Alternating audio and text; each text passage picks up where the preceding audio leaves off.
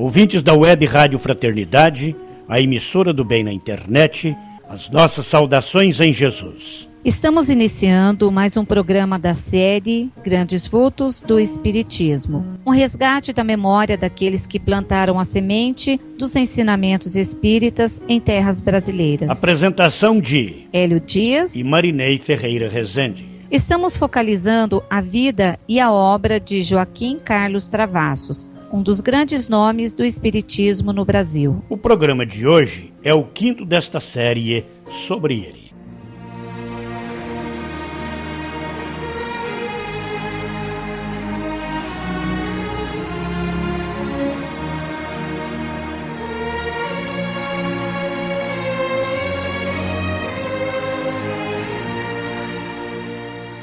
No programa anterior, apresentamos um resumo de seus estudos, em que analisa o valor nutritivo do feijão e do milho, de cujos grãos os infelizes escravos das senzalas brasileiras buscavam forças que despendiam durante 12 horas por dia de trabalhos forçados, que lhes eram exigidos pelo látego. Horroriza-se com as narrações históricas do passado, de homens que, para satisfazer seus gozos e apetites materiais, lançavam nas piscinas infelizes escravos, para alimentar as carpas que mais saborosas se tornavam, nutridas com carne humana.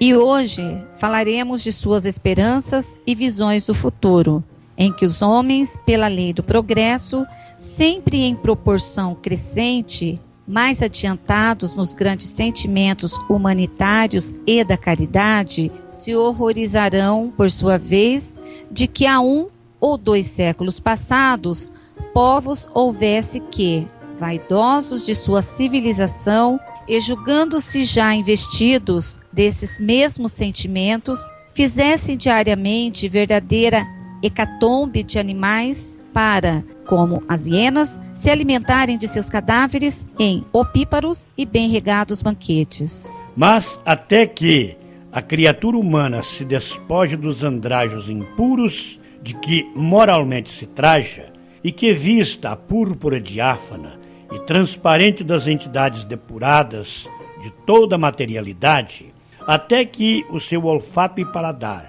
se tornem mais sensíveis às etéreas inalações, de preferência às exalações das carnes sangrentas que fazem lembrar uma vida desaparecida para a satisfação de alheios apetites ainda grosseiros, até que chegue essa época que só podemos entrever através dos olhos da intuição, em bem remoto futuro, muitas gerações terão de suceder-se. E como por muito tempo, pelo hábito inveterado, teremos de nos alimentar com essas substâncias concentradas, e como a indústria pastoril é das que mais tem concorrido para a riqueza e prosperidade dos países novos, e devido a ela, a Austrália, em menos de um século, transpôs a barreira que a separava da barbaria, e o Rio da Prata vai culminando entre as repúblicas sul-americanas, e como nenhum outro país está mais bem dotado que o nosso para esse grande cometimento, e pondo à parte as restrições de consciência que nos fanatizam para antes de tudo deixar falar o patriotismo e o desejo ardente de ver a pátria livre do marasmo em que vive, vamos pôr um esforço muito acima das nossas aptidões e conhecimentos, dizer o que sabemos sobre o modo de desenvolvê-las. Num capítulo sobre as cercas vivas, conclui com um chamamento dos criadores a maior trabalho. Senhores criadores, não faltam as melhores, as mais nutritivas e as mais férteis forragens para os vossos prados. Não faltam cercas vivas e baratas, perpétuas, para dividi-los e subdividi-los. Só falta um pouco de boa vontade e resolução de contribuir vantajosamente para os vossos próprios interesses e para a riqueza da pátria, que, por sua vez, constitui a riqueza e o bem-estar de vossos filhos. Apesar desse trabalho insano, patriótico e desprendido, Ele, em certo ponto, fala dos censores, sobretudo na classe agrícola, entre eles, aqueles que, por possuírem qualquer propriedade rural ou fazenda, já se julgam agricultores e monopolizadores da ciência agrícola e encaram com desdém aqueles que eles intitulam agrônomos da rua do ouvidor, para lhes objetarem e mesmo lhes lançarem em rosto os sarcasmos do ridículo, verdadeiras dejeções da sua ignorância. Mas, felizmente, conclui ele, ainda existem aqueles que, por todos os meios, procuram divorciar-se do carrancismo e entrar na trilha das aspirações do futuro agrícola de nossa pátria. E é a esses homens de boa vontade que nos dirigimos. Demonstrando que o Brasil muito teria a lucrar com a criação de gado das melhores raças indianas, já dizia da necessidade de um Ministério da Agricultura, uma vez que este país essencialmente agrícola não tem um Ministério da Agricultura. O Ministério da Agricultura, Indústria e Comércio só foi criado em 1907. Naquele tempo em que Travassos escrevia, não havia no Brasil escolas veterinárias. Ele, ao mencionar a grande importância da medicina veterinária na agricultura, considerava em certo ponto.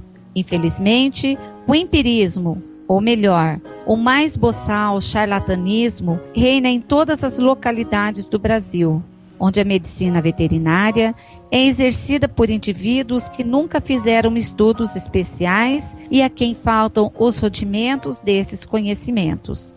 Mas não pode essa medicina ser exercida por outra forma, porque até o presente nenhum governo pensou na criação de uma escola, mesmo elementar, de veterinária, que fosse frequentada por aqueles que quisessem dedicar-se a esses ensinos.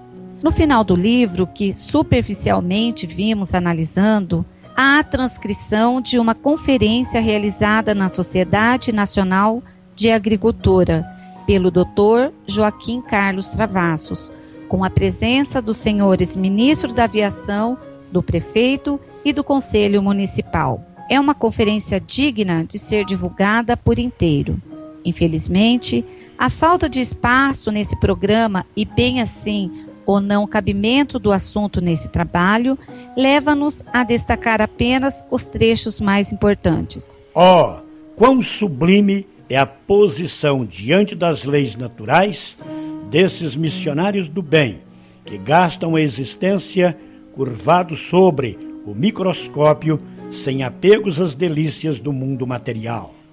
Enquanto os astrônomos investigam o infinitamente grande e se alam arrojados às profundezas do espaço, descobrindo novos mundos, calculando-lhes as órbitas, pesando-os e estudando a sua geologia através do espectro solar, o microbiologista investiga o infinitamente pequeno.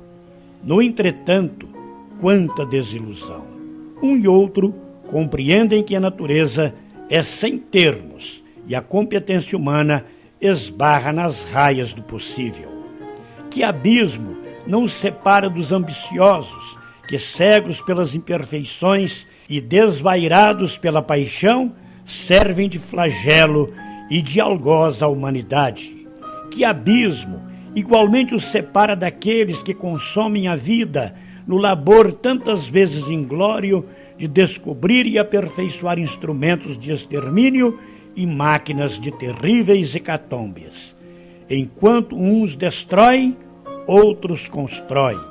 A eles, a esses apóstolos da ciência, a humanidade tudo deve.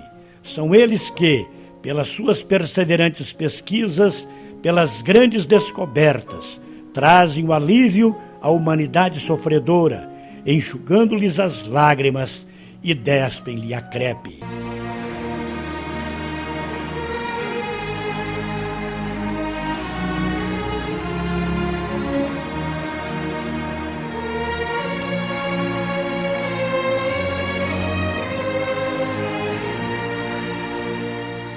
No próximo programa, daremos a sequência a esta narrativa. Estejam conosco E não perca nenhum detalhe da vida e obra de Joaquim Carlos Travassos, um dos grandes vultos do espiritismo no Brasil.